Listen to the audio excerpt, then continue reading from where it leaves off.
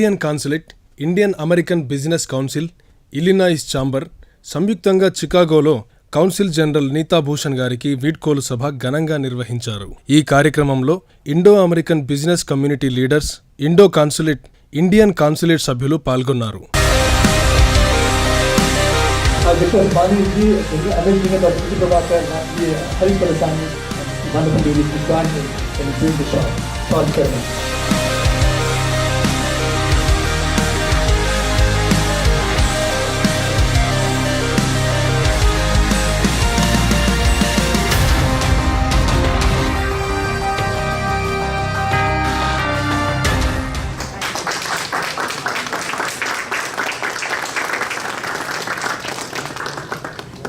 You got a matching sister to Neeta.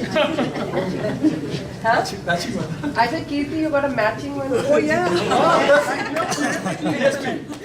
Excellent.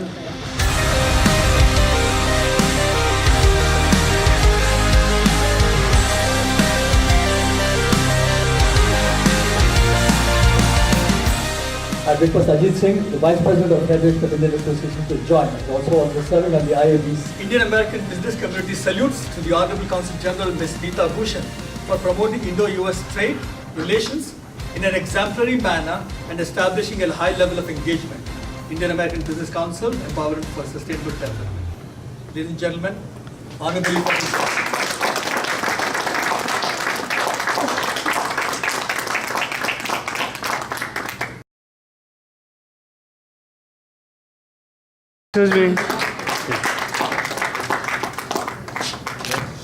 Thank you for that presentation of memento.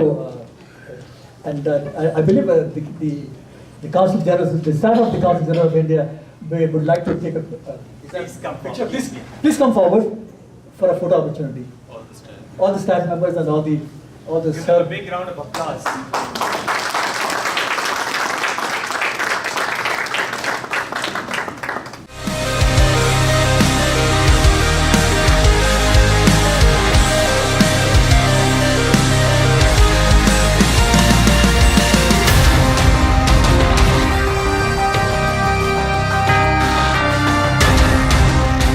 Just want to thank all of you, each one of you, for your support to the consulate, to me personally, for being here at each and every event. Personally, thank you. You have come to each and every event of ours.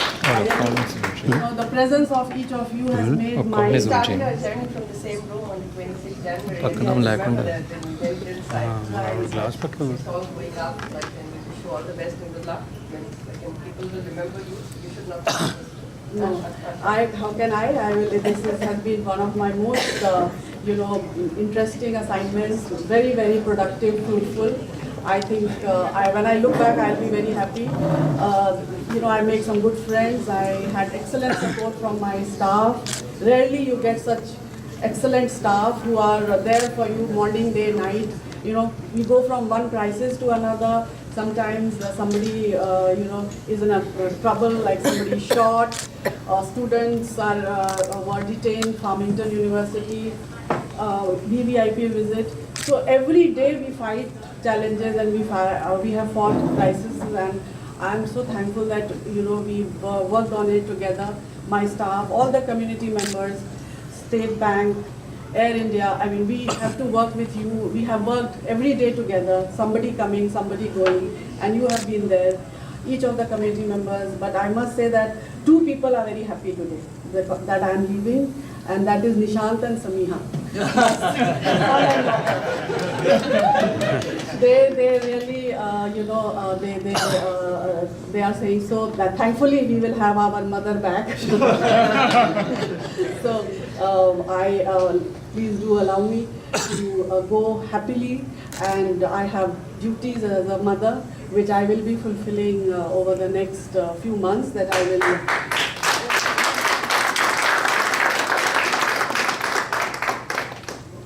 so I look forward to being in touch with you all, and I hope that this association will not end but will be carried on to wherever I go, wherever you are.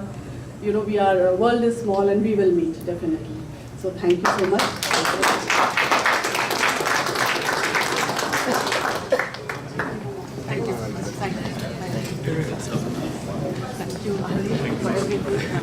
Thank you so much. Thank you. जो अब तो अब छोड़ने वाले नहीं बिल्कुल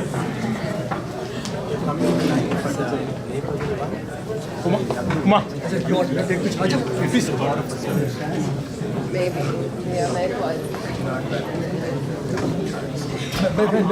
I'll take it. Yeah, please come. He has a very big program and big music star. One of his artists won the Grammys. Vishal someone you must know. Jay Williams, artistic record one.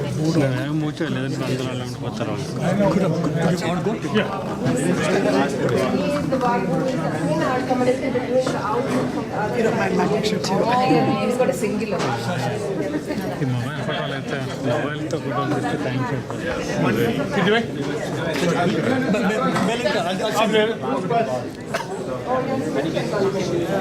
Sir, I know, I'll send you. No, go ahead. Oh, you want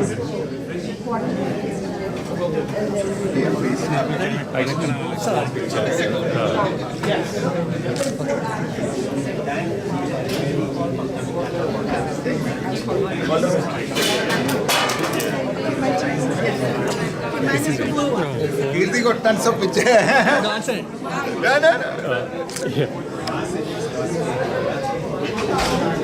You got the picture? Yeah. You got it? I'll see. Come on, take come. No, come. I got it. No, come.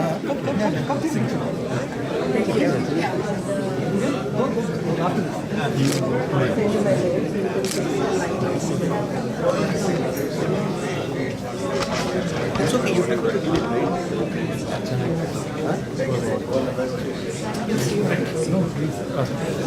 Yes, at least one group.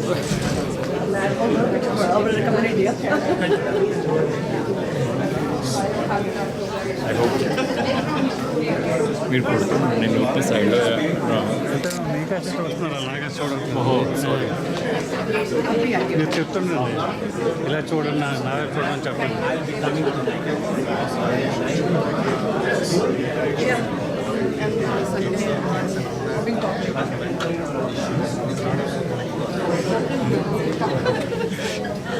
Everyone taking a opportunity now. First ఏం చేస్తారు You can share with me. Okay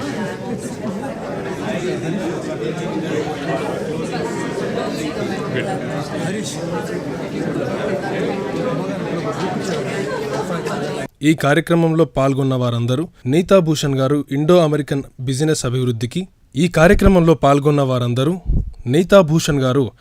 American business అభివృద్ధికి తీసుకున్న చర్యలను, Indo American కమ్యూనిటీకి చేసిన నిస్వార్థ సేవలకు గాను ధన్యవాదాలు తెలిపారు. Good afternoon, everybody. Thank you so much. I mean, you all know it's only 2 days thing. I mean, we decided to do this event only day before yesterday evening, and seeing all of you within such a short notice is. Harish, microphone, please. Thank you so much, everyone. And also, we got so many volunteers who are kids, luckily, and they are very excited. And after our business summit, we'll be having a special event for our Consul General. Thank you.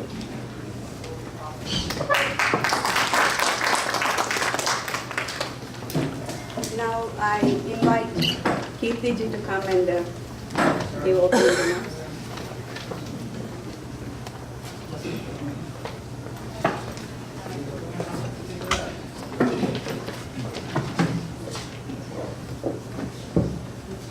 Good afternoon, ladies and gentlemen.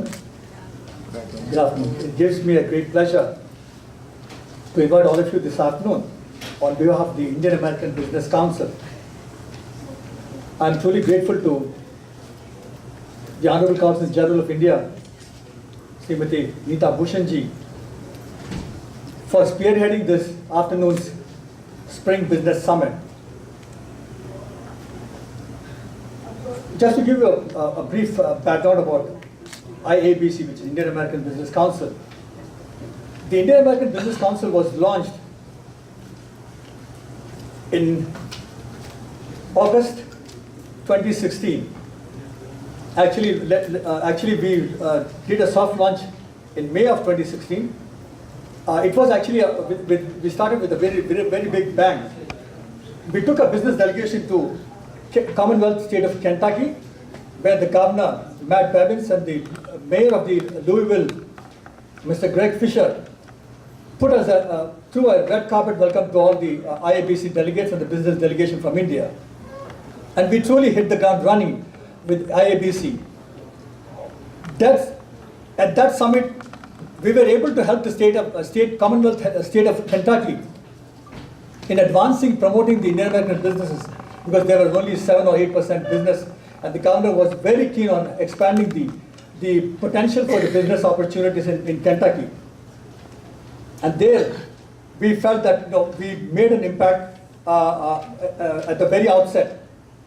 And then later, we did a IABC business conference in August of 2016, which had delegates from South Africa and South America.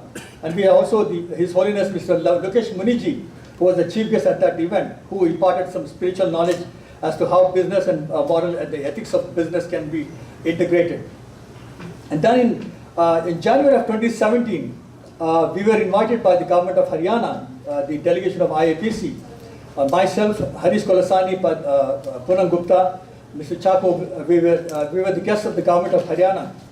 There we had an extensive discussions with the governor, with the chief minister and the officials of the Haryana government, in terms of how we can complement, how IABC can play a role in advancing the business opportunity with the state of Haryana and the state of Illinois. And then in February of 27, we have had a mentor on the road, a unique road show wherein Mr. Jagat Shah, who is very close to the Prime Minister of India, Mr. Modi ji, has brought in a team of entrepreneurs from India to connect the rural entrepreneurship with the small and medium scale businesses in the United States. And IABC played a very important role in connecting these dots with all the small scale businesses in the state of Illinois. And thus Mentor on Road was in measurable terms very successful. Then in May of 2018, obviously IABC held the Vibrant Tamil Nadu Expo Global Summit, and wherein the Tamil Nadu government, the Tamil Nadu hosted this Vibrant Tamil to showcase the state of Tamil Nadu, because I think Tamil Nadu, relatively speaking, has not been much on the spotlight, and therefore IABC has partnered in pushing this the Vibrant Tamil Nadu Expo. And lastly, ladies and gentlemen, the IABC is looking forward to hosting the Vibrant Gujarat Roadshow very soon, and the announcement for that will be forthcoming. That having been said, April 16th, and as Harish Kolasani, the president, the founding member of the IABC said, and he's going to make an announcement with regards to that. But anyway, we are truly honored this afternoon to host this Spring Business Summit. The idea is to strategically create a framework in building relationships with the Indian American business leaders and the United States to provide business opportunities and to foster trade exchanges so that IABC can continue to play a vital role in building these bridges between the United States and India, even though in on small scale and medium scale industries. And with that being said, I'd like to once again acknowledge the Honorable Consul General Neeta Bhushan ji for opening this wonderful platform of her office and throwing the power of the office of the Consul General of India to host this Spring Summit. Let's give a round of applause for the Consul General of India, Shambhu. Thank you so much.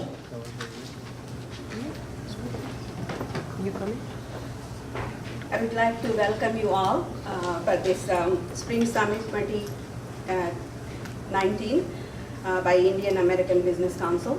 My name is Vasudha Chata. I'm one of the community activists and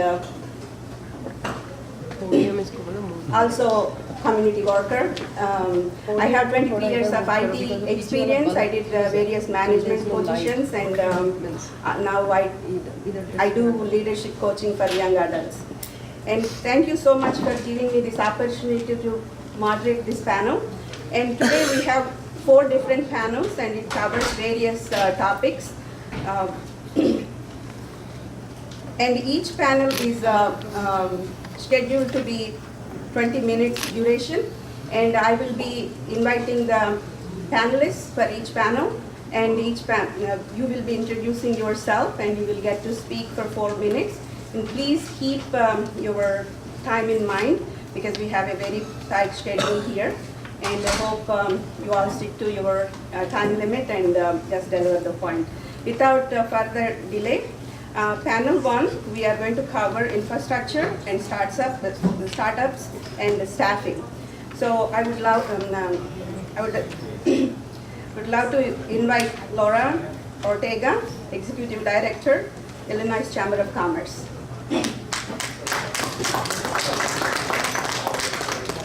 Next, Rajiv Sharma. He will be talking about startups.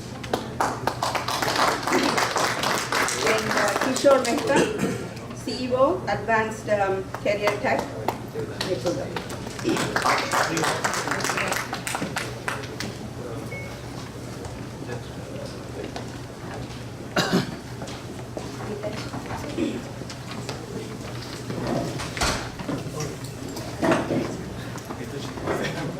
I think you go ahead with the discussion.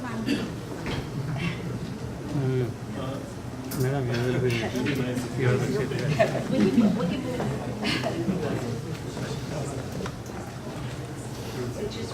Okay, that's fine. I'll sit here. Very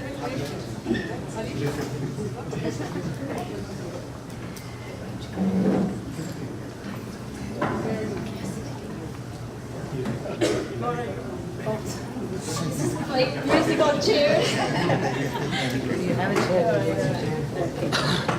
First, Laura will speak about the things which Illinois Chamber is doing and our partnership with Indian Council and the Business Council. And I would invite you to start the discussion. Well, thank you so much for your introduction. You want me to go?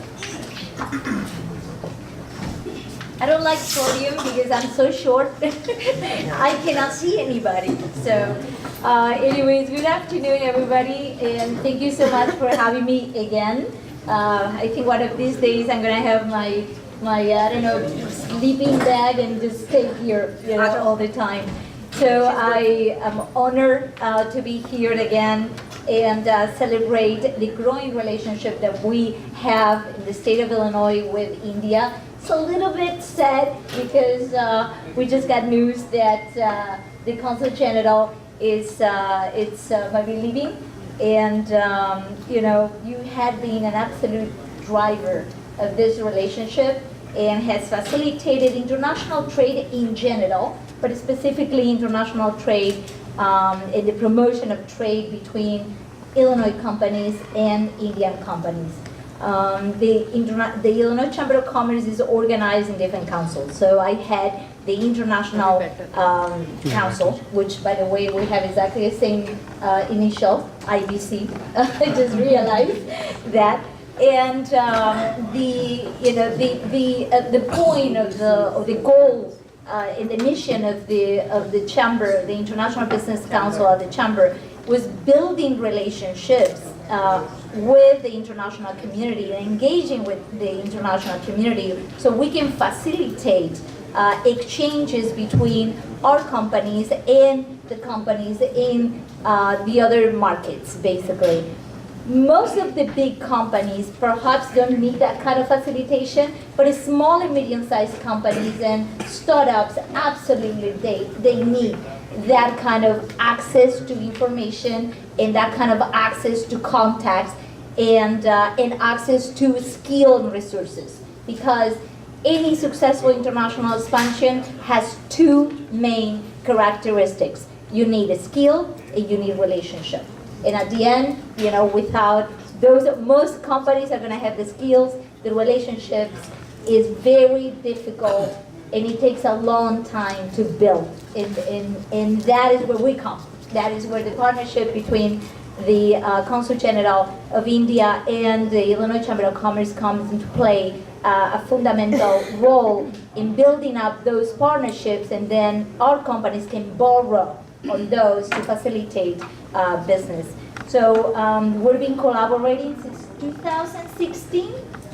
I think we got together to host at that time Ambassador Saeed, and we were doing a program, if I recall correctly, it was a Making in India. Yeah, Make in India. That was the program that we were doing. And out of that program, I think the state in general launched this collaborative initiative to connect Illinois companies with Indian companies and promote export, import, and investment. And out of that, fast forward to today, we can talk about the fact that India is I believe, the data, I have it here. India is the 14th largest export market for Illinois. It's about 855 million goods exported it to Illinois, which is an 11% increase from last year. This is data from 2017. India is also Illinois' 16th largest import market with about 1.6 billion imported goods in 2017, which is a 57.5 increase since 2009, I believe. And equally important is the new trend, which is India being Illinois' 10th largest foreign direct investment by employment, with 79 subsidiaries here in the state, and that provides employment to over almost 10,000 people across many different industries, from financial, infrastructure, tech, defense, aviation, name it. I said infrastructure, energy, that's another one. And the list keeps growing. And they are not just big companies like Boeing, Abbott, John Deere, all members of the chamber, but also small and medium-sized companies that actually we were featuring last Friday when the new ambassador was visiting us. Whether it's BDG International, that is a freight forward that just opened offices in 2017 and now is offering expertise in India in particular, or Patient MD, which is a tech company that provides healthcare services through an online platform. To Altus is actually an Indian company that facilitates aviation exchanges between companies here and companies, and the needs and companies in India. So the list goes on, and I can give 10,000 sort of example of small and medium-sized companies that they are my members that we have facilitated business with India, and because of the relationship. So thank you.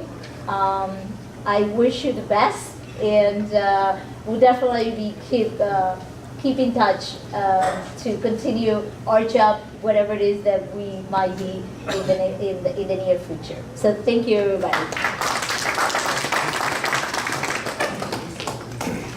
Thank you, Ms. Laura. She painted a great picture of leading businesses in digital age. And it is so important for the business partnership to flourish, and she's extending her hand doing that. And we need, Chamber of Commerce for existing businesses and new businesses and new startups. And without further ado, I would like to invite Rajiv Sharma ji to talk about entrepreneurship and startups.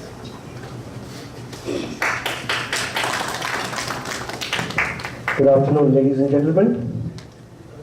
My name is Rajiv Sharma, and I am the CEO for Reliance Global Logistics in the United States. Our company was formed in 2009, and the basic principle behind forming Reliance Global was to create a global commerce solution model that would facilitate businesses between small and medium companies in India and the United States. So the idea was to connect a buyer or a seller in a remote part of India that so desired to procure goods or some merchandise from the United States. But as we all know, that there has to be an existing relationship between such entities and such companies. And we as a company would get in middle of the transaction, have that importer connect through us, through a letter of credit or through a wire transfer, and we would then facilitate the procurement of the goods, make sure that the goods are packaged suitably and they're delivered to the buyer finally in India. This started with probably 1 or 2 such entities, and in the next 5 years, our roster grew to about 8,500 customers in India. And during this period, what we saw was an increasing demand of such companies in India that were keen to foster relations with the United States. But they were finding a medium and a route to enter this market. We were very happy to share that expertise, the regulations in this country, to make sure that they understood what was at stake and how to go about achieving their objectives and satisfying their business needs. There are many such instances where we felt that there was some kind of challenge where companies in India fail to understand that it is not just about buying a good or selling a good to the company. If you order some product today, let's say on Amazon.com, and that product is sourced by Amazon, let's say from India, there are various steps in between the terms, the commercial terms that affect that kind of transaction, where people had to be educated. We took a trip down to India. We went from Noida to Ludhiana to Bangalore to Gujarat. We went to Delhi to Mumbai. We connected with all these potential people who were so keen, these companies. And you will be pleased to know that last year in 2008, we hosted 35 such small medium companies in the US. We got them from different parts of India, connected them with buyers who buy artware products, buyers who buy leather jackets, they buy consoles, they buy various kind of commercial goods. And the connection was for them to build a durable relationship with each other, to make sure that they understood that promises that are made on both sides have to be kept. We must have our deliverables in mind before we make sure that the relationship is built on a long-term basis. We were very happy to see that there was such enormous creative talent in India when they make products that are amazing and they make products which have great demand in the US. It was only to foster and to bridge, to bring those two entities together. And that was a great experience for us. I was talking to Harish actually last year. We initiated a program in India, taking a great inspiration from our dear Prime Minister, Mr. Modi, when he took office. But he actually embarked on a mission of having every underprivileged kid get education of the highest standard. A healthcare program that would not only be accessible, but even affordable. And in that respect, we started reaching out to the public sector schools, high schools and remote colleges. Every school, when I went to school, we used to have a chalkboard. The teacher would come and write. We partnered with a company in the US and we took 250 porcelain-based marker boards to those schools and colleges in remote parts in India. From Maharashtra, in a town called Vasant, we went to Gujarat in a small town, we went to Madhya Pradesh and UP, where we installed those things just to make sure that they had a lifelong product, that they don't have to worry for 50 years or till the life of the building.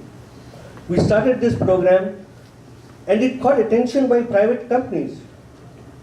people like Oberoi's, people like, we were actually very fortunate to partner with Harvard Business School.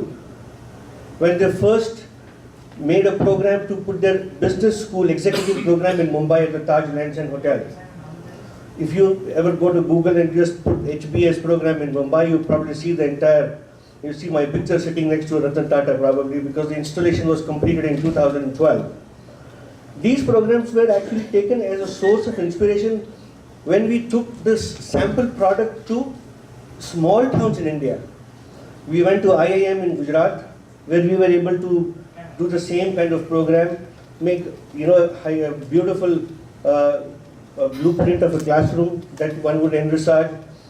I think largely what happens is when people come to teach in the US, visiting professors when they visit from different countries, what I have seen in doing projects in Europe and Latin America and in the Middle East, they go back to their countries and they want to replicate that kind of education style in their own country so that the level of education can be improved. We were able to partner with such companies to get this program going. And now acceleration is a great thing. The government-to-government relations are robust between India and the US, but on a business-to-business level, our goal is yet not done. And I'm happy, Harish, that you invited me to speak today, and I would like to partner with the Indian American Business Council going forward, where I think we can carry forward these programs in future as well. Thank you for your time, ladies and gentlemen. Thank you so much, Vijayji. We are so excited to hear all your efforts and all the programs you are doing. And without staffing, infrastructure, or any startups or any company is not, they won't be able to function properly. So without further ado, I would like to invite Kishore Mehtaji, CEO of Advanced Career Tech, to come and take the podium.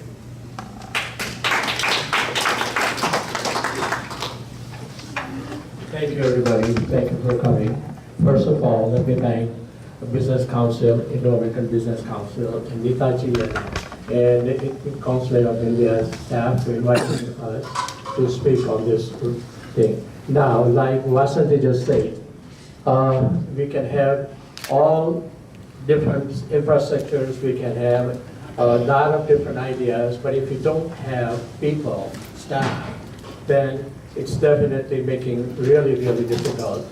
In order to do the staffing, it is very important for any company to understand the culture, today's market, to understand where the future is going.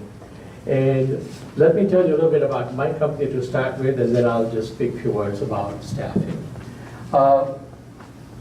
Advanced Career Tech is a minority-owned company based out of Chicago. We serve nationwide, and we started in 1992.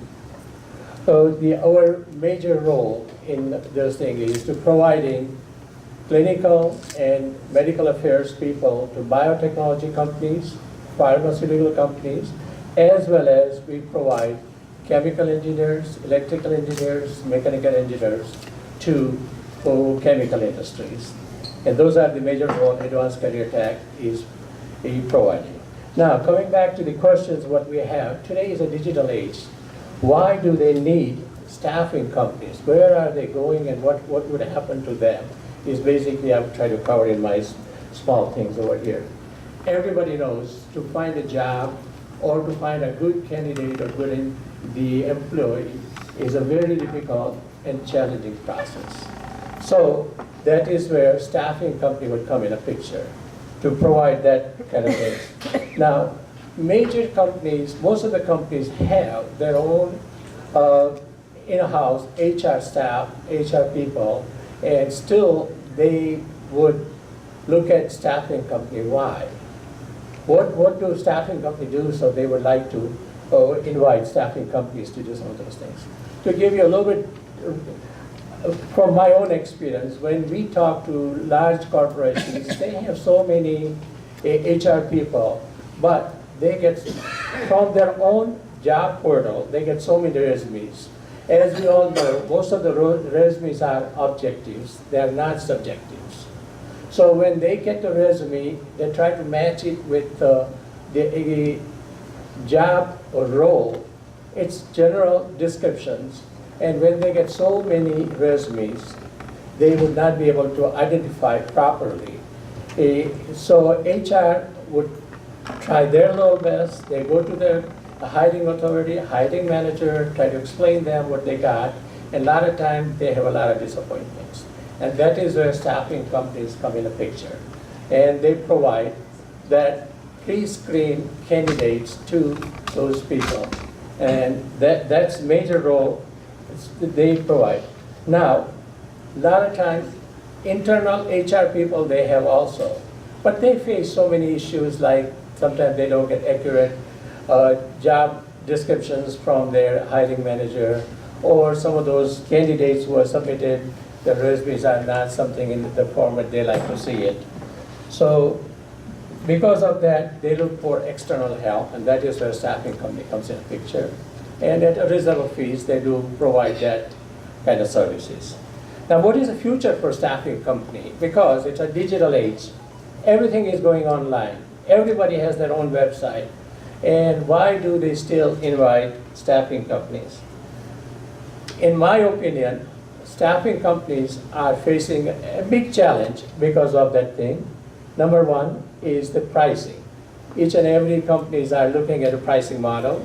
A major full-time permanent placement travel agencies have two kind of the positions they work with. One's called retainer, another one is on a contingency base. Retainer, mainly a client pays certain fees up front after 30 days and after finishing the project. So cost becomes more for them. So they try to go in a contingency base and try to cut down on the cost. This days and age, we face that thing more called flat fees. And that is what today's market is going towards as far as staffing companies are concerned. Now, with digitalization, information is available to each and everyone 24/7. No matter where you go, data are available, artificial intelligence are available. And so people can use those data, that intelligence, artificial intelligence, to their favor and find some of the employment what they would be looking for. And that is where this in-house so-called recruiters come in picture. They try to identify those things and use that information. The major role would, in my opinion, the staffing companies are facing is digitalization, in-house recruitment, challenge candidates' behavior. These days and age, candidates also have a lot of requirements, because of their own personal desire or personal reasons. They wanted to stay within certain areas of geographic. They don't want to go all over. Those kind of things, challenges staffing companies face. And also,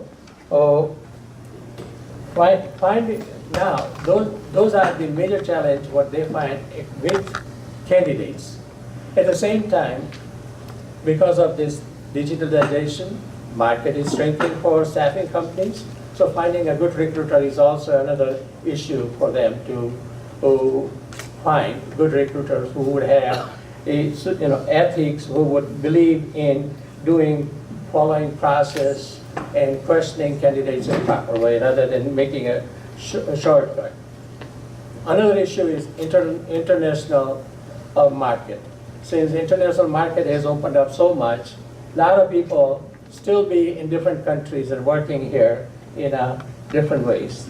So without taking too much of your time, I think my time is up probably. And so all I would do in a conclusion is, on that one is,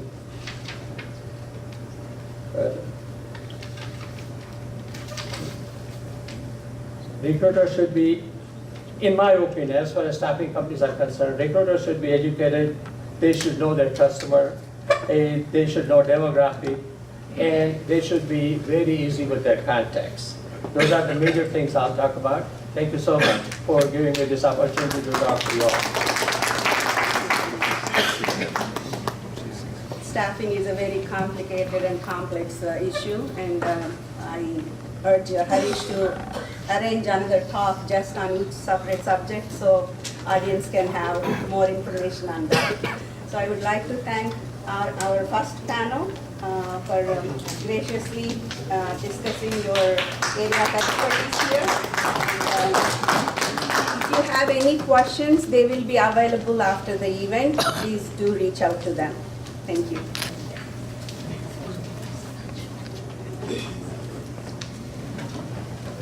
Now we are going to move to the panel 2, which is going to cover healthcare and IT and sports. I would like to invite the Terrence, please forgive me if I just didn't say your name right. Chiramal, VP of Business Development.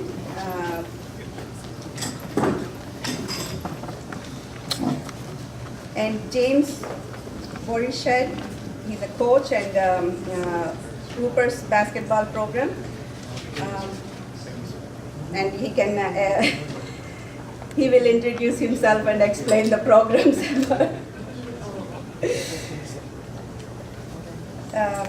Raghu Baratur, he's the CEO of Play and Cry from Schaumburg. And this is a very interesting panel, and I would like to request all of you to, mind your time, go ahead.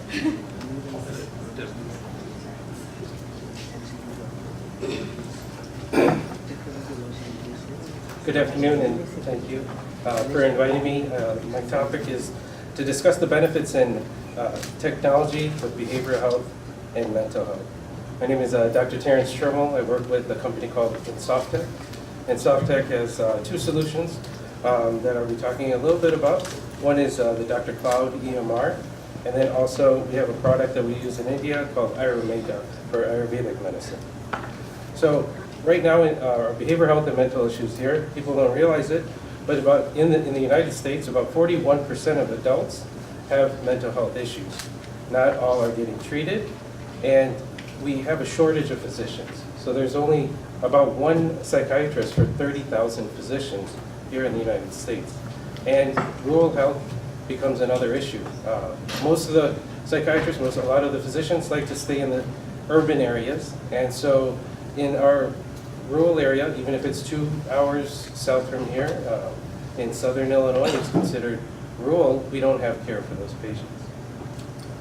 So talking about telehealth, or what we call tele-mental health now, doing a face-to-face using virtual technology, such as your iPhone, and when you do FaceTime, we've incorporated that technology in electronic health record. So the solution that we have for the telehealth, we can reach to customers or patients that are anywhere in the world, as long as they have access to care. The other issue we were talking about is rural health. So we also have a solution that allows us to go out into the rural area with a laptop, and we're 100% cloud-based, but with this unplugged version, we're allowed to see the patient, put our notes in, do our prescriptions, and once we come back into an area that we have Wi-Fi coverage or cellular coverage, it will then sync into the cloud, back into the cloud. So now we virtually could get anywhere, either using the tele or go to the client that doesn't have that access to the cellular technology or Wi-Fi area. In studying the different states, the reimbursement for insurance is all different. So some states, such as Louisiana, won't provide the coverage for tele services when we go from our clinic to a rural area or to the patient's home. So, but what they will cover is if the patient comes to the clinic and if the psychiatrist then teles in to that clinic. So just this year, it's made a world of difference in the state of Louisiana, because now a centralized behavioral health center now can open up multiple satellite centers in different areas, rural areas, and have the psychiatrist tele into the satellite clinic. So now we have a chance to access more patients, and it becomes more efficient also. So there's also other solutions by connecting different organizations. So we're based in Portland, Oregon, or Beaverton, Oregon, and there's a Washington State Council that in the district there, we've worked with the county jail, the foster homes, the hospital systems, the school systems. So if a patient goes from from the jail system or the behavioral health system, the same record for that patient is followed, and we know where the patient is. And then what the benefit in that is the patient isn't worked up over and over. So I think I have maybe a minute left. So one of our goals is to be able to see that we get this technology into our school systems, into the colleges, so that our students that need help can get access to help. A lot of folks won't reach out to their parents. They don't say that they need help, but if we can give them access, they can get the behavioral health or mental health that they need, and we can prevent a lot of suicides or opioid crisis, or we see a lot of shootings in the schools. Some of these things can be prevented better. So, thank you.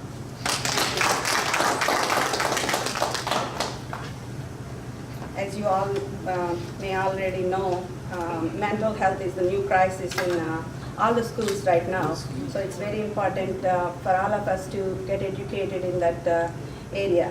Thanks for enlightening us on this subject, Dr. Terrence. And now I would like to invite James Borchardt to share his experiences in sports. Hi, my name is James Borchardt. I am the CEO of Circle Urban Ministries, which is an asset-based community development organization located on the west side of Chicago. What Circle Urban Ministries does is we are an organization that comes into a community. We partner with the community to look at the assets, rehabilitate those assets, and then we partner with nonprofit organizations to bring in services. Once we bring in those services, we take the funds that are used from those services and reinvest it into community programming, after-school programming, sports and athletics. And so I recently became affiliated and became on the board of directors for the Hoopers Basketball Club, which is located in Bolingbrook, Romeo. We cover Bolingbrook, Romeoville, Hinsdale, and other neighboring southwest suburbs. What Hoopers is designed to do is designed to help youth go to college for free. Very basic mission, but what we do is we use sports and athletics to do so. We teach character, integrity, and hard work, dedication in sports and athletics. And what we do is we use that to help nonprofit organizations and to help other youth go to college for free. Here's how we do that. When we bring a youth into our program, typically they have either played at their high school for the high school level, or they are looking to get into playing at their high school level. When they begin working with me, I teach the basics and the fundamentals of the basketball game, of sports and athletics. When kids do not come knowing the fundamentals of the game, it is difficult to be picked up by a college coach. And so what the Hoopers program does is we teach them the basic fundamentals, and then we put them on a track for recruitment into the colleges and universities. I am pleased to report that out of 6 years, this is our 6th year in operation for the Hoopers Basketball Club, out of 6 years, every person who has participated in Hoopers who has graduated high school has gone to college with a full ride scholarship, whether it's to a Division I, Division II, or Division III college. They have gone to college with a full ride scholarship. And what that does for many of our youth, especially those from underserved communities, that takes a weight off of the families, off of the parents. Can you imagine can you imagine being the first child in your family through generations to get to enter college, but you have no college fund? You have no college fund. And so we help kids get scholarships, $50,000, $60,000, $70,000 per year. This year, my son is a sophomore and is on the recruitment track for the Hoopers basketball program. As soon as we started, he had 4 colleges looking at him. We hadn't even started the marketing program yet. He had 4 colleges looking at him, and everyone who has played on my team, it's been a fight to get on my team this year. We have, I don't know if you guys know Dr. Reddy. but his son Nitin also plays for the Hoopers basketball program. It's going to fight to get on our team because we have a very rigorous program. We have a very rigorous program, and it's difficult to join. So what we've done this year, though, is every kid will go through what's called an NCSA program. NCSA is the software that we use to help kids get recruited. We have the email addresses, phone number, addresses of every college coach in the United States. And then if you play on a team for me or any of the Hoopers coaches, we send out an email on behalf of your son to let them know this is what the child is great at. Be on the lookout for the son. And then we go and put them in exposure tournaments. So those are tournaments where college coaches come and they see how well the kids play. And we put together a packet of information on every child and give it and every youth and give it to the college coaches. So when they come to the exposure tournaments, they see your son's name on the back of his jersey and they see this is a child that we want to recruit for colleges. This is critical because paying for college debt is going up in the United States. And they're changing laws where the college debt cannot be wiped out and things like that. So to get to college debt-free, to graduate college debt-free is something critical. And for the parents who have college education funds for their students, this gives a student a significant head start as they enter the workforce. That's my time. I want to thank you all. Thank you all for the opportunity to share what we do here.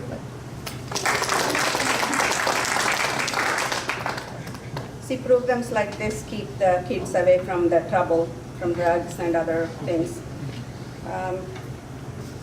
Thank you, James. Now I invite Raghu Barthur, the CEO of Play and Cry. He is going to talk about this program. Hello everyone, hope I'm audible. Thank you so much for giving me an opportunity to speak about Play and Cry. So, I was doing my IT job, product manager, having a good time. But I started seeing a pattern in our community. Parents have become sophisticated, unpaid Uber drivers, right? So we drive our kids to every single activity, everywhere. Guess what we are doing? Sitting there idle in our car, sleeping, AC on, heater on, depending on the weather, not doing much for ourselves. 10 years goes by, 15 years goes by, one of the kids goes to college, now we are wondering, wow, I don't have any passion, nothing to do, a lot of time on hand, what do I do? Go volunteer in temple or some other place, but what are you doing for yourself, right? Saw that problem, it was in my house as well. My daughter is there, my wife drives her once, I drive her another time. So I thought, why don't we create a place where the entire community can come in? Dad has something to do, mom has something to do, kids have something to do. They come in once or twice a week, grab something to eat, drink, go home happy.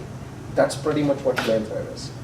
We have a 41,000 square feet facility in Schaumburg, and we've already got more than 50,000 visits on our website.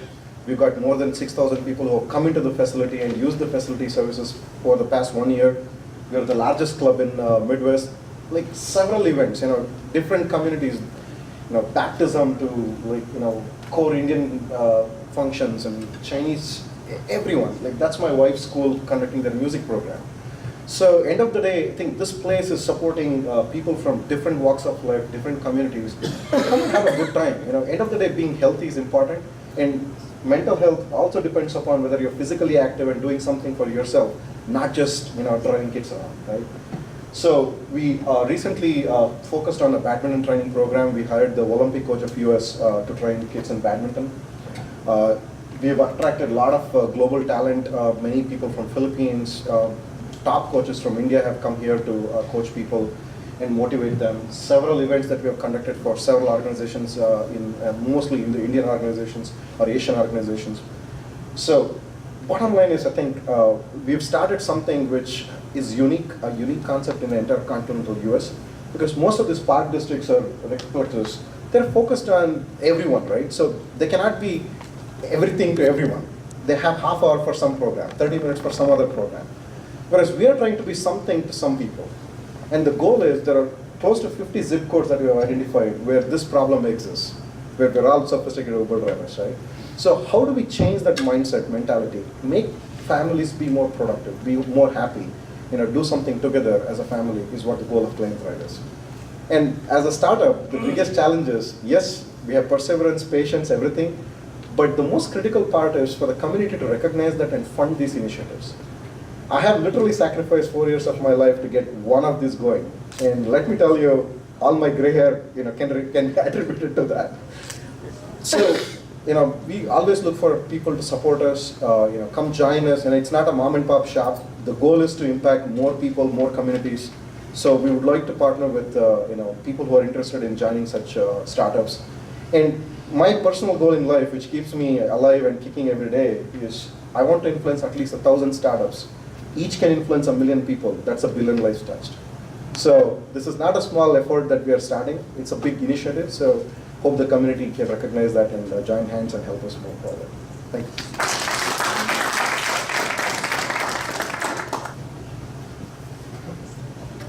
Good afternoon, ladies and gentlemen. Hey, thank you for having me here. It's such an honor to be here. I want to thank the Consul General here. I've not met her, but I've seen her in a lot of pictures, and I know she's doing an amazing job. It's so sad that she's leaving. So thank you to Dr. Vijay and Kishorji for this opportunity. Hey, my name is Thomas Bibi Varghese.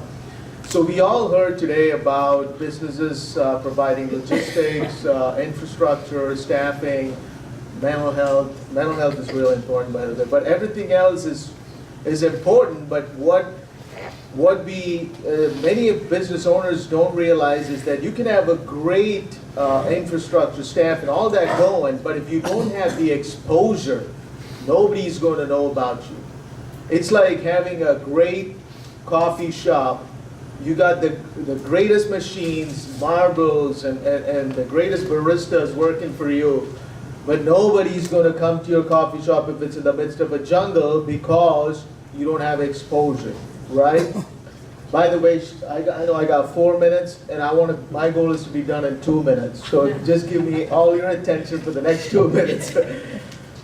So we create exposure. That's what we do. We're an online digital marketing company, and we promote businesses, get you exposure on the internet. We live in a world that everybody is Googling everything. I got 3 little kids from 8, 6, and 3, and even my 3-year-old son, he says, "Hey Dad, check what's the weather," and he goes to Google and says, "Okay Google, what's the weather today?"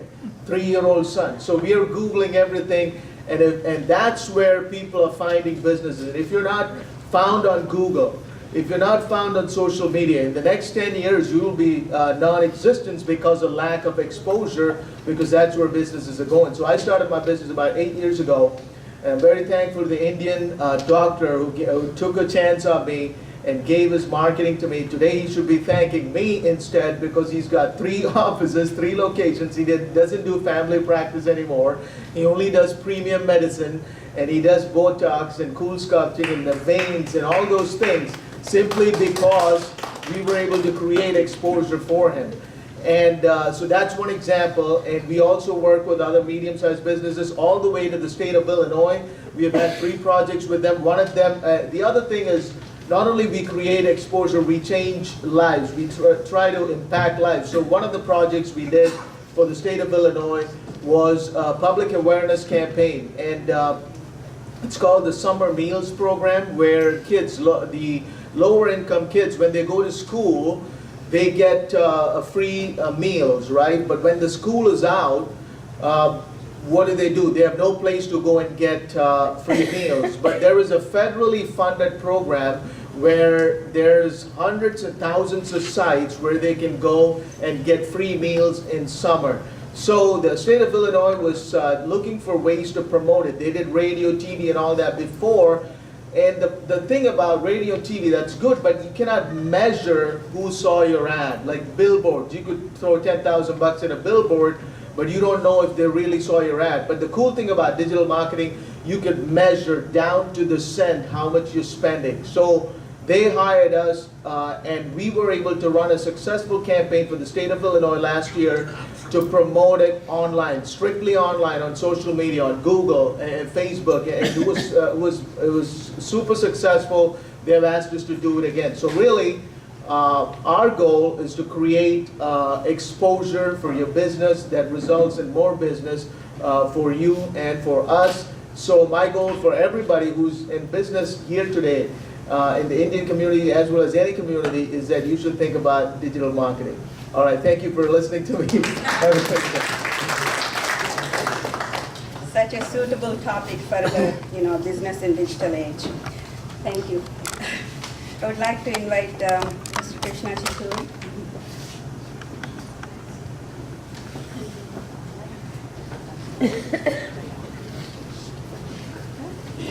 Good afternoon, ladies and gentlemen. Thanks for giving me this opportunity, and thanks Neeta ji for hosting us.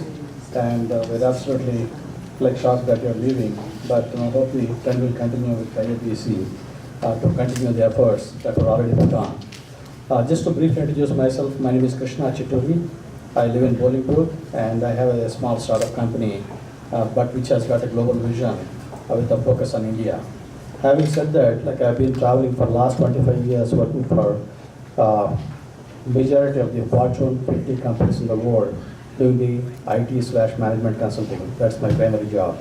So having worked in different countries and traveled across the world, what I noticed in India is basically the people, though they have the money, the affordability and all that, they lack the proper footwear. When I say footwear, it's not just lifestyle, going for a party or something like that, but it is about the lifestyle. So I touch upon all the subjects except the social media part of it, because we're not there yet, but the speakers in front of me, whoever talked, actually, we're going to touch upon every subject of it. What is footwear? It gives you the comfort when you're walking or playing or running or do whatever except for when you go to sleep. You go to the bathroom, they have the bathroom sandals. But if you go out anywhere other than the bathroom, basically, you have the shoes typically in America or in India to the changing lifestyle. So with all the changing lifestyles, one thing I noticed is the people, though are able to afford, they are not able to get the right kind of footwear that what they need. So having said that, what is the deficiency or where is the deficiency? Number one, the size and the fit. So I spent last 4 years in doing a lot of research, going after the schools and all the way up to pediatrics, basically in India, talking about all the problems, and also talk to the global company CEOs and also the Reliance Footprint, which is one of the biggest chains in India. But they all had a problem. The problem being in different parts of the subject that one of the gentlemen in the first panel talked about are the logistics, and also how you work with the Western countries in terms of sourcing. So I started this project though 4 years back. We become operational only less than a year, and we just started our pilot operations in the southern part of India, based out of Hyderabad. But now we are getting more pings from East Africa, from 3 countries. I can't believe this. But what we do, primarily we focus on the feet, right from the kids all the way up to the old age people, like who are in 70s or 80 years old, where they got the distorted feet. So measure their feet, we find the right numbers and what suits them. Sometimes they may need some orthotics, or sometimes they may need some special insoles, or maybe the bathroom sandals itself, they need some support.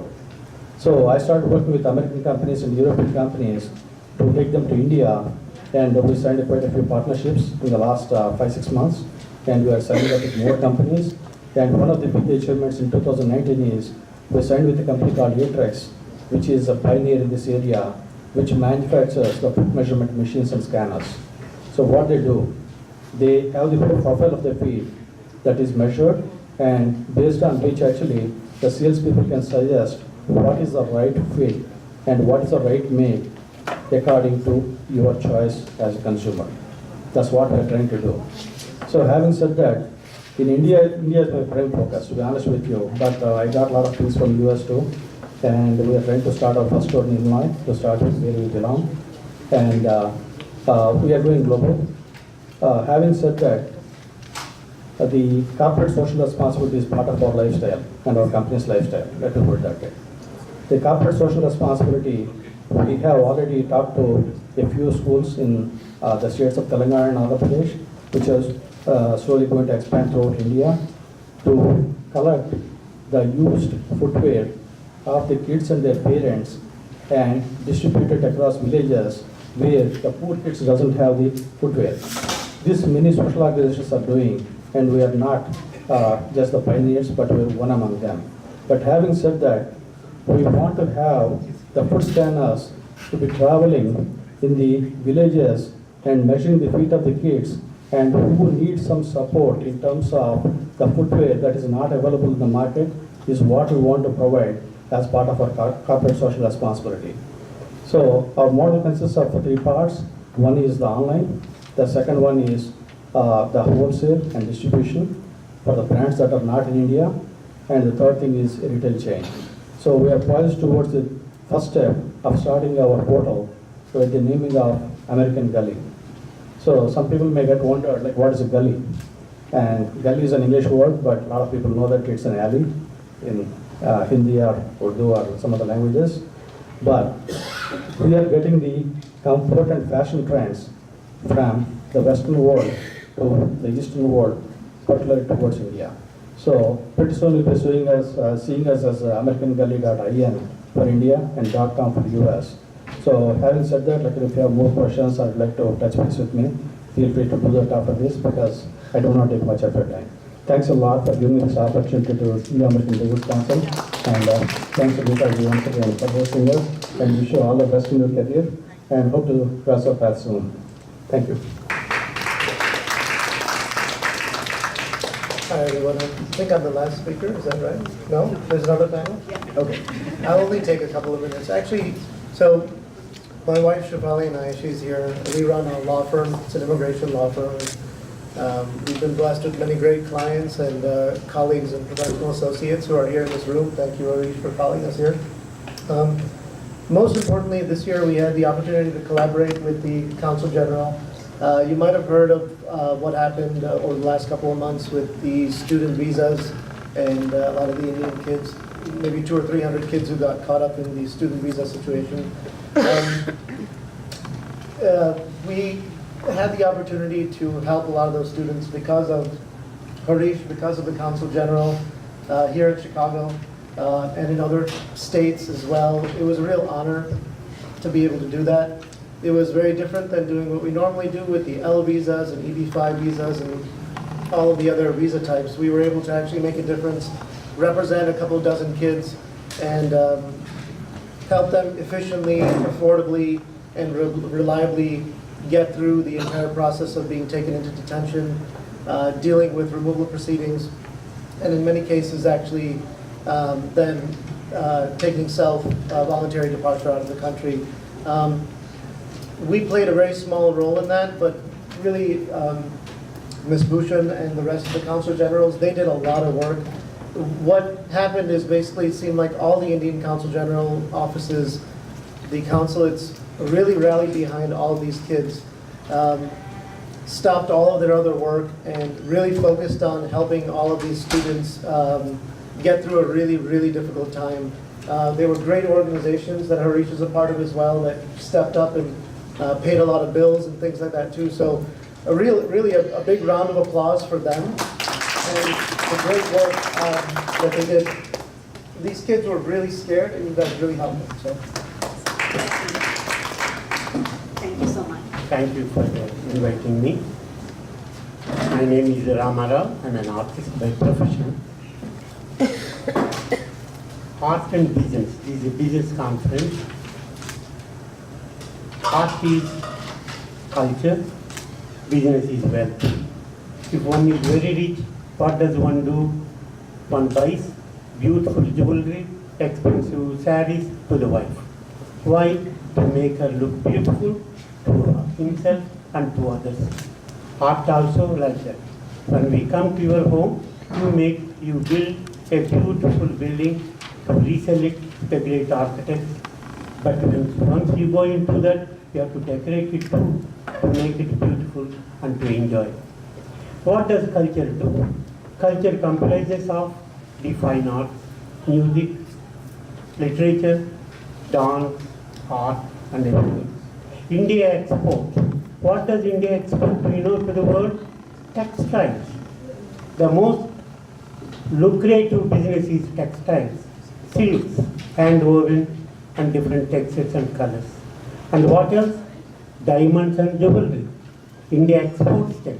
These are all wealth. So we export crafts and arts. These are three main things. After that, of course, we export to doctors, engineers, IT, intellectuals, and other people. So art comprises of this cultural aspect. What does art do to you? It entertains you and it enlightens you. To entertain, Shah Rukh Khan movies and Indian movies entertain you. To enlighten you, all sadhus and sannyasis come from India to the West. You see, tangible, intangible. Art is intangible. In that art, there are two kinds. What does art else do? It brings happiness, it brings prestige. If one comes and visits your home, beautiful artwork will pick up and everybody enjoys it. It's like going into a garden, enjoying different kinds of flowers. And the same way, arts also, crafts, arts, different kinds of styles in art, everything enjoyable for us. And it also increases the business. If you come to the Indian Consul General Office, I have noticed inside, luckily, and there are so many art prints hung in the offices inside, outside too. Great edifices, great temples, all the pictures and photographs. In the same way, art also. It brings joy. Western countries are encouraging yoga, you know that, in the offices, because it brings the tranquil mind. With the tranquil mind, you creatively think and increase the business. So art is not a waste for the business. Business supports art. Indirectly, it gets benefited more by the intangible contribution art makes. The art, I'm an artist. There are two kinds of art. I am an artist whose paintings, nobody understands it.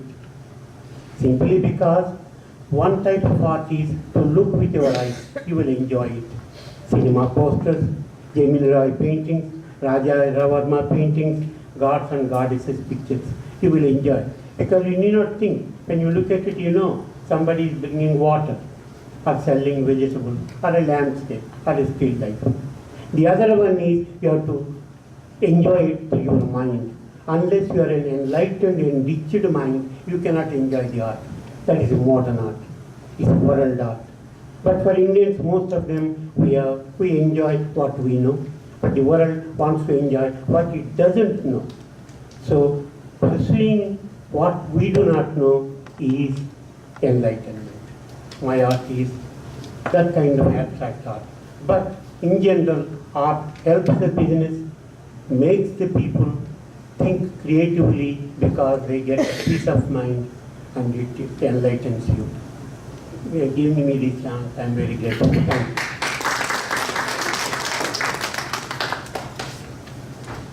Now I would like Jay Williams to come to the podium and talk about his music program.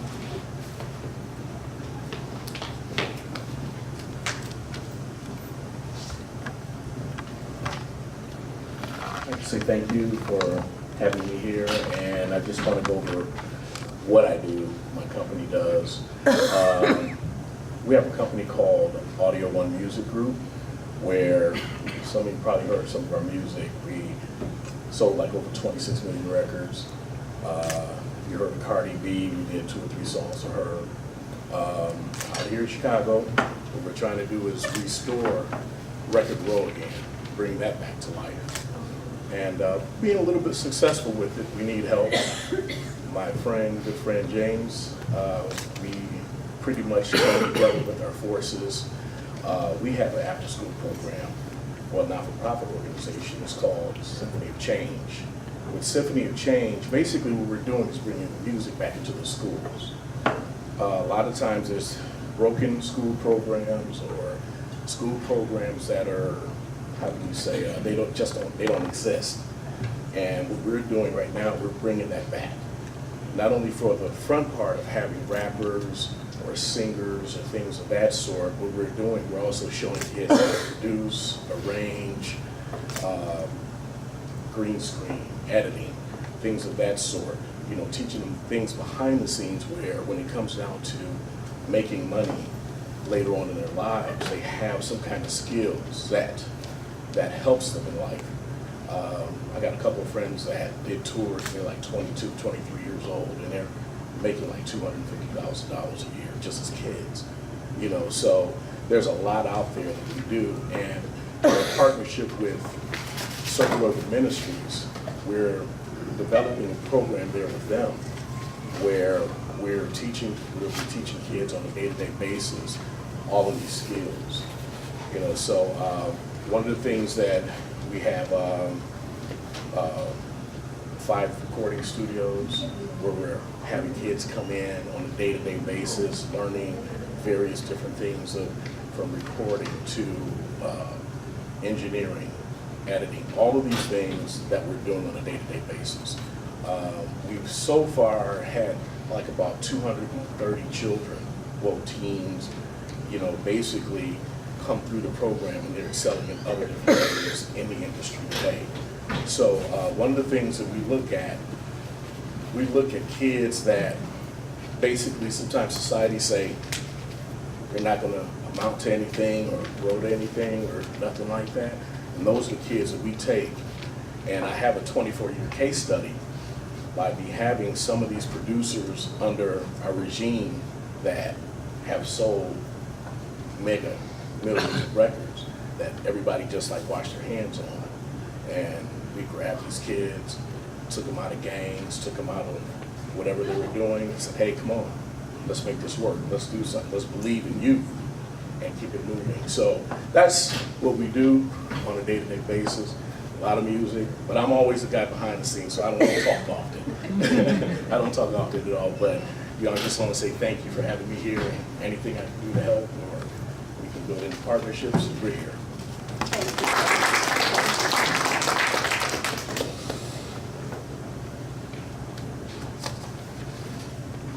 Now I would like to invite Pradeep Kanimala to share his very fascinating services he designed.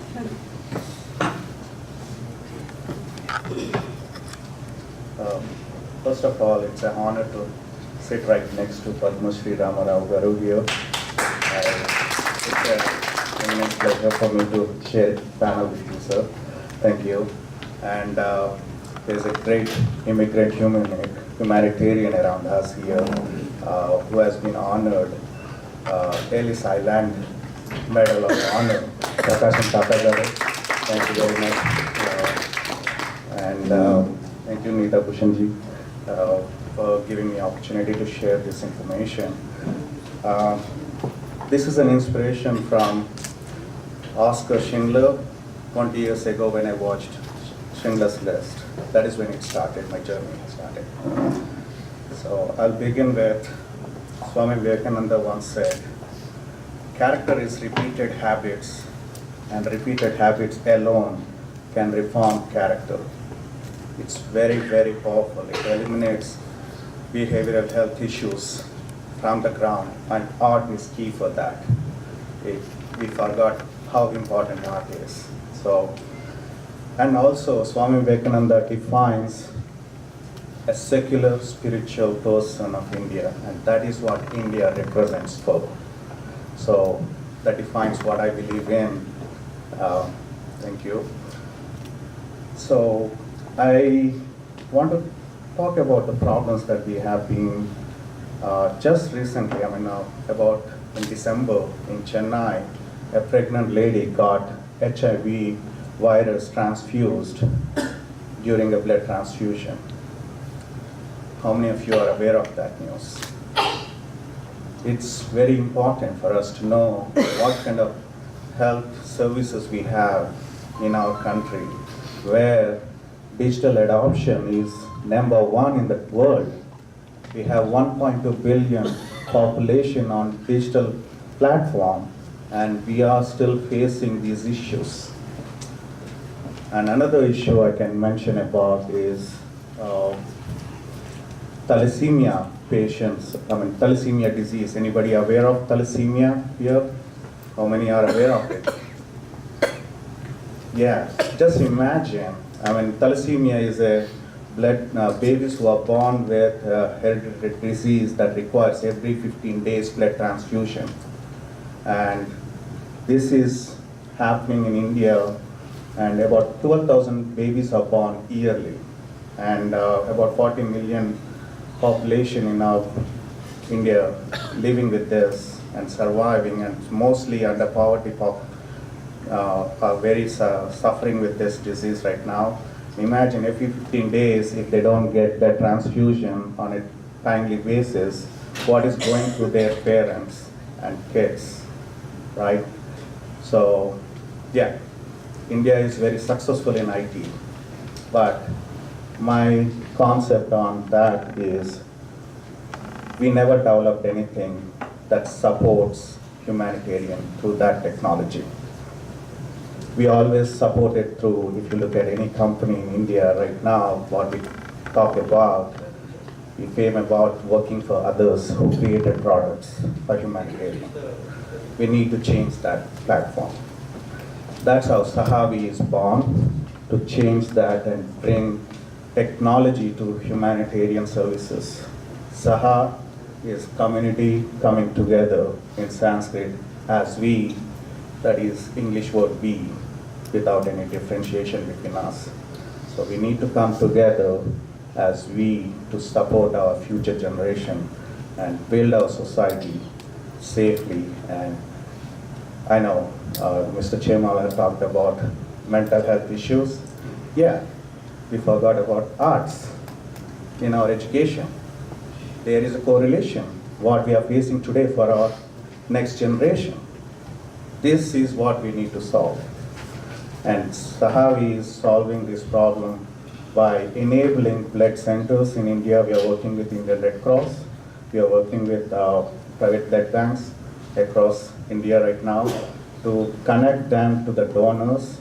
And we have 600 million youth, but we have 12,000 dying every day due to blood shortages. And this is a study done by Harvard students 2 years ago. That every day passes by, I think of like, okay, how do I get rid of, I mean, my goal is to stop that happening in next 5 years. So that is what I'm working towards. It's a technology with a movement that never fails. When we talk about a movement, there's no failure for that. There may be a slow time period and successful time period, but never dies. And Sahavi is a moment that we are creating with a team that I have here and also in India. Big time moment we are creating to get the donor base at right time to donate blood to right purpose. So I talked about a lot of things about India, right? I mean, we are Indian Americans. We shouldn't be forgetting about where we belong right now. So it actually started with problem here. Don't think that America is safe with blood. We have a shortage of 4.5 million annually here. Fairly recently, if you look for blood shortages in US, you will see urban areas, due to blood shortages, operations have been postponed or cancelled, prioritized differently, people are facing death. Every trauma that happens here, any accident, it requires minimum of 100 pints of blood. And one person can donate 1 pint of blood at a time for 8 weeks. Imagine what it requires. And the culture that is important here is we drink a lot, shamelessly, I will say that, right? I mean, we have parties, weekends, right? But once you have a drink, it stops you to donate blood for your loved ones for 24 hours. That's important. So we have created a kindness coin, which is contagious, and pass it on. So thank you. If you want to know more about Sahavi, please contact me. Thank you very much. Thank you so much. Good afternoon, everyone. It's good to look out over the audience and see people still wide-eyed, and I congratulate you on that. It's a pleasure to be here today as a spokesperson representing the National Indo-American Museum.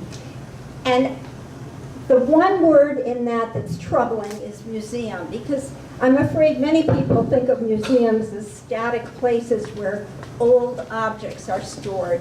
And we are a vibrant, active museum where we hope people will engage in valuable discussions to learn more about the wonderful riches which Indian Americans contribute to the great American society. And our mission is to preserve the history and promote understanding of the diversity, contributions, and culture of Indian Americans.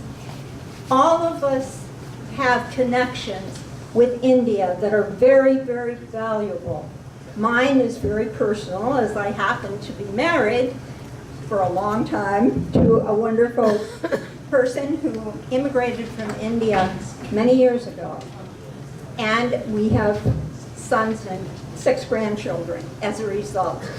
But the most important blessing of my connection is having contact with creative, energetic, and savvy immigrants from India who are making, particularly, as we've seen today by the reports of people, contributions to American society in very valuable ways, which also often benefit people who are living in India. We are very, very concerned about engaging people across generations and beyond the community. That is, we want to connect not only with other Indian Americans, but also with people whose heritage, like mine, isn't directly from India. And we want to be responsive to ideas and issues that are true to the grassroots origins of immigrants. We want to engage with young elders and with younger generations to document the past and build leadership for the future. As keeper and teller of stories, incredibly diverse Indian American community members and their secularity and inclusiveness are in our very DNA and essential to our existence. And in all of what we do, collaboration is crucial. And this is why I feel privileged to be present at this event, where I'm learning a little bit more about business community connections, which immigrants have and are utilizing in very beneficial ways for people in both the United States and in India and worldwide. Collaboration, partnership, and sharing are key elements that define us as our organization. I'm really grateful for the opportunity to introduce some of you, I'm sure, to the Indo-American Heritage Museum, which was recently renamed from the Indo-American Heritage Museum. Our new name expresses our ambition to become known from Maine to Alaska, from New York to Hawaii, and we hope that that means stopping at Chicago in the Midwest, where we have had a most delightful experience becoming acquainted with the current Consul General, who has been very friendly and helpful to us. And we are glad to have the opportunity to meet with you today. Thank you very much. Just want to take 30 seconds or a minute to express my thanks, and it's an honor for me to moderate these 4 panels today. And Vijay ji, thank you so much for the opportunity, and you are the next speaker. Neeta ji, thank you so much for all of us to feel at home always. There are a few mistakes in the program. I take responsibility for them as an MC. Please forgive us. And this program was put together in less than 24 hours. and it's an excellent, excellent channel, and I'm so honored to moderate this exchange panels. And again, forgive us for the mistakes we have in the program. And you know, my name was pronounced in 100 different ways, and and I learned to accept that. And I know how it feels first time you hear your name mispronounced. So thanks for understanding, and I would like to Vijayji to come and do the call for action. Thank you, Vasaviji. What an enlightening and dynamic afternoon this was. Leadership is at its best. Indian civil servants are known for their professional excellence. As the son of an IAS officer, who should know better? But Madam Neeta ji, you have excelled them all. You have surpassed them all. Even though you're on the eve of your 3-month furlough or sojourn to be with your daughter during a transition from high school to college, you found time to initiate this Spring Business Summit. That is shining India at its best, that Prime Minister Modi ji envisaged. Friends, when young Turk Harish Kolsani had called me up and asked me to give the call to action at this summit, I agreed. At this Indian-American Business Summit, a gathering of Indian-American entrepreneurs is so timely. As chairman of the Global Strategic Alliance, we ensure that public-private partnerships with national and state governments are in place to implement the United Nations 17 Sustainable Development Goals. We have a presence in 15 countries, and currently we are in the midst of 6 such initiatives with the Telangana government and Tamil Nadu government in India, with the Laos government in Nigeria, with the Durban government in South Africa, in Kuala Lumpur in Malaysia, Accra in Ghana, and Trinidad and Tobago. Today, India is at a strategic place in the world's growth trajectory. India offers a marketplace to 1.3 billion people. 70% of them are under 35 years of age. A prime market with cutting-edge technologies, growth in economic and purchasing power. We have 4 million vibrant Indo-American community living here in the United States. Like you have seen, the best of minds of India are here in the US, like Rotarian Prakasham Tata ji, SBI Chief Amit Jingran, Air India's Malini Vaidyanathan ji, and Sampath Jayashekharan, and the speakers like the attorney Vishal Chabria, Dr. Shiramal, Pradeep, Vasaviji, Vipi, Raghav, and others who shared today. 227,000 students are studying in the United States, contributing to $6.4 billion to the American economy. Today, American Fortune 500 companies have invested $1.5 trillion in India. This is the beginning of broad work for collective action, and I commend the Indo-American Business Council leadership, Harish Kulsani, Kirti Kumar Raviri, Vasavi Chakka, and Ajit Singh. Please give them a big round of applause. It's our hope and desire that the Indian-American Business Council will have these quarterly summits for years to come. Thank you all. Now I'd like to invite Mr. Kirti Kumar Ravuri, who will conduct the next part of the program, which is equally important. I would say the highlight of today, the felicitation and the valedictory function of the summit, to present a hero's salute from the Indo-American business community to our charming, dynamic, and efficient one and only Neeta Bhushan ji. Over to you. Thank you, Dr. Vijay Prabhakar. I must confess at the outset that it's very difficult to follow this eloquent speaker, Dr. Vijay Prabhakar. But anyway, ladies and gentlemen, it truly gives me an incredible opportunity to stand here along with this wonderful, distinguished lady, Neeta Bhushan ji. I'm wondering, where do I start about Neeta Bhushan ji? She comes from a very illustrious family of distinguished diplomats. She has served the country of India, the Republic of India, with distinction and honor. For that, ladies and gentlemen, please put your hands together for this wonderful, outstanding.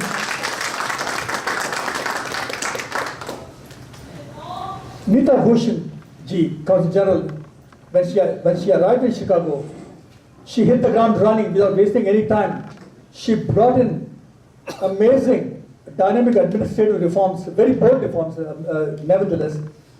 And I know that the legacy that she leaves behind this office would continue to, I'm sure that the successors will continue to emulate the legacy that she leaves behind in terms of her devotion to the ideals of public service, in terms of leaving behind the bold initiatives of this office. This office was used to be a privileged office before, but now, ever since Neeta Bhushan ji took over, this has been an office that has been accessible to everybody. For that, ladies and gentlemen, please put your hands together.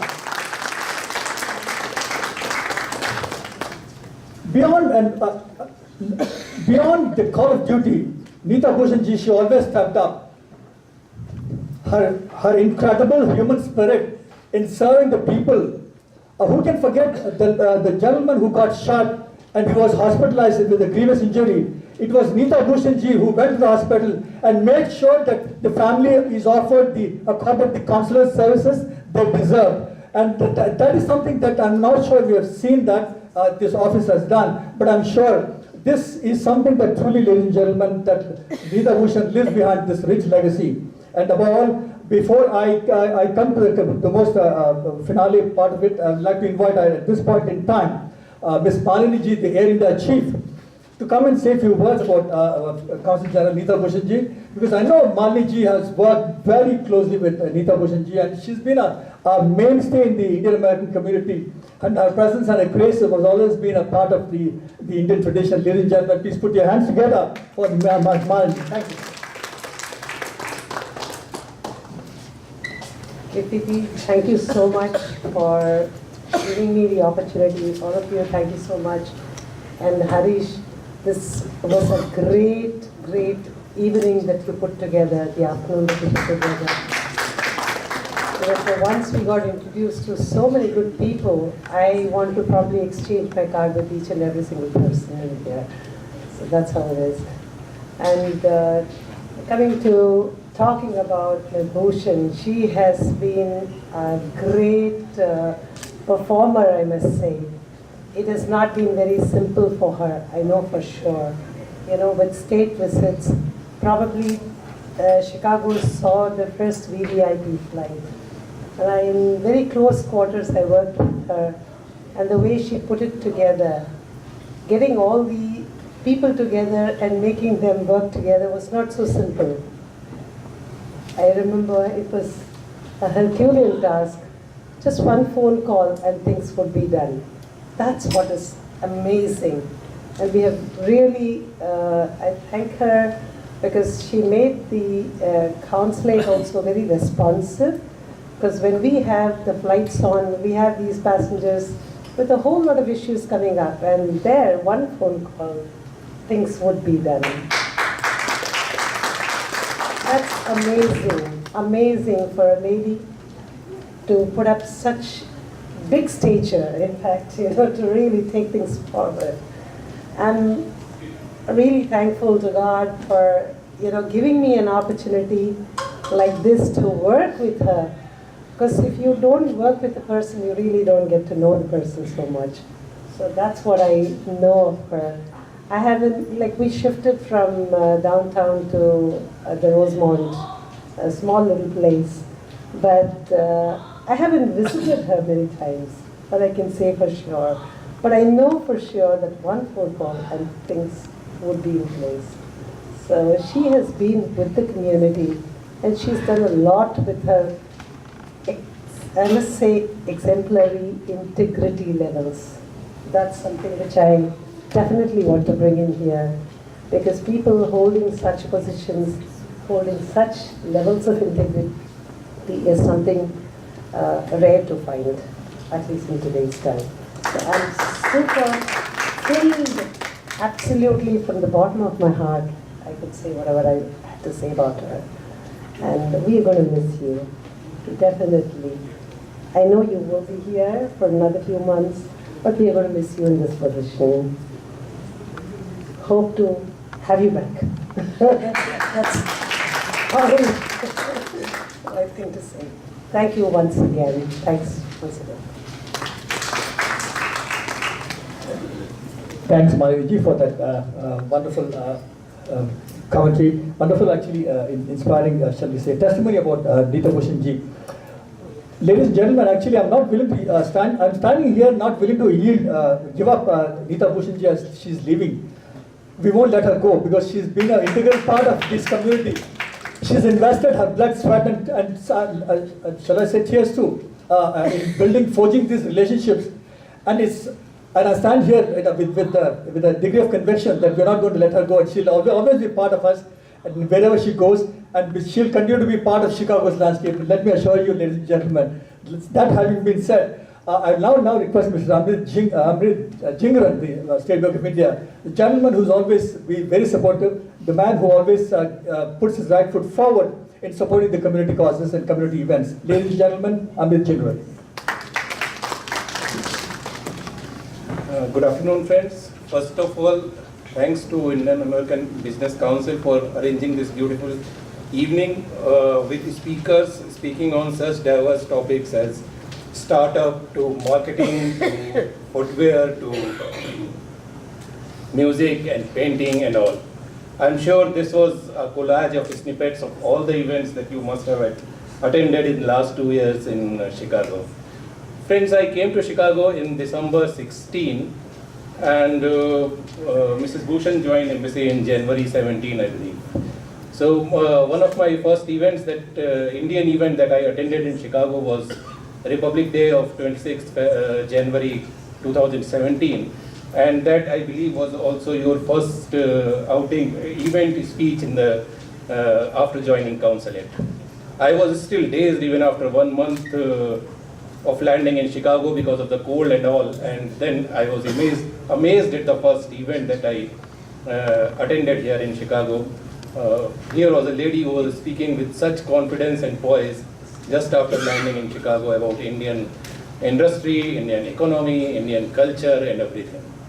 And from that first event, she has not looked back.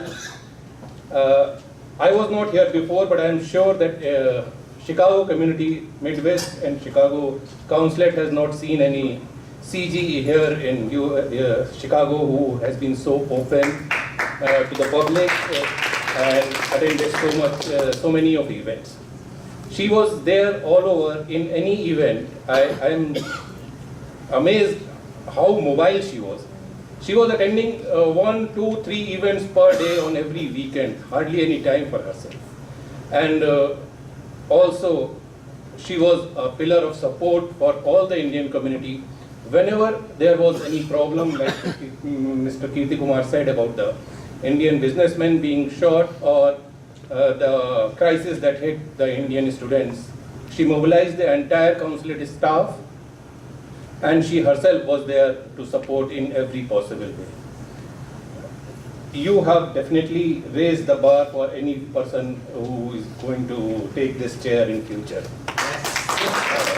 My best wishes for your future assignments, and as Mrs. Malini said, I want to look you back, but not back in Chicago. I want to see you in Washington as ambassador or maybe as a foreign secretary in New Delhi. My best wishes. Thank you. The motion that Mr. Amit Jingar made, I think is passed with all the years, that the resolution be that Neeta Bhushan ji continue to serve in the shores of the United States itself, be it as a Consul General, be it as an ambassador. That being said, I'd now like to invite the Ellis Island recipient, Mr. Prakashamji Tata, a man who truly purified water, a man who does the research on water development, water purification. He's a man of incredible honor and knowledge, depth of knowledge that he has in water. And I'm sure, he will explain to you, but nevertheless, we are very honored to have Mr. Prakash ji. He will also have a word for Neeta Bhushan ji. Thank you. She is Neeta to me. Come on, Neeta.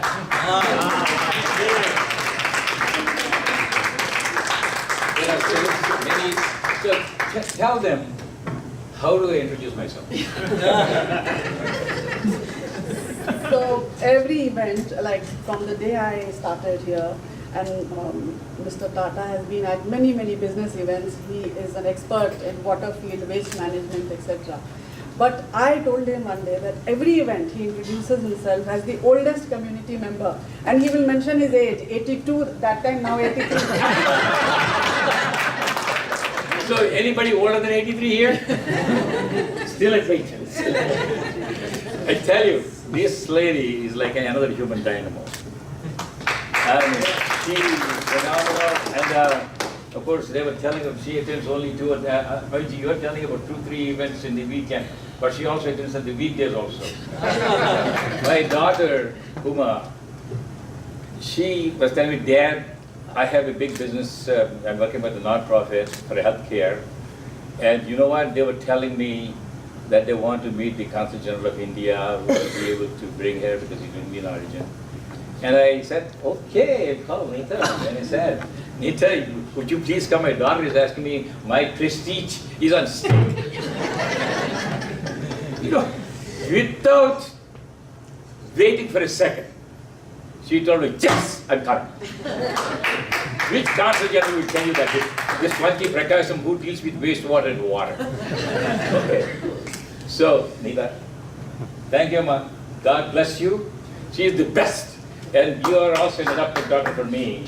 I'm telling you, and also I asked her this afternoon, I don't talk like this to really the representatives of India, but I don't know, the very first time I met her, I bonded with her very nicely. And you know, when I first came here, I asked her to have a spare guest bedroom in your house in Delhi. Because I run a small non-profit organization, I'm looking for always some donations and any freebies that I get. Today when Harish told me there's a free meal and I got it free, right? So this is a great occasion and wish you all the best. You are the best. Thank you very much. God bless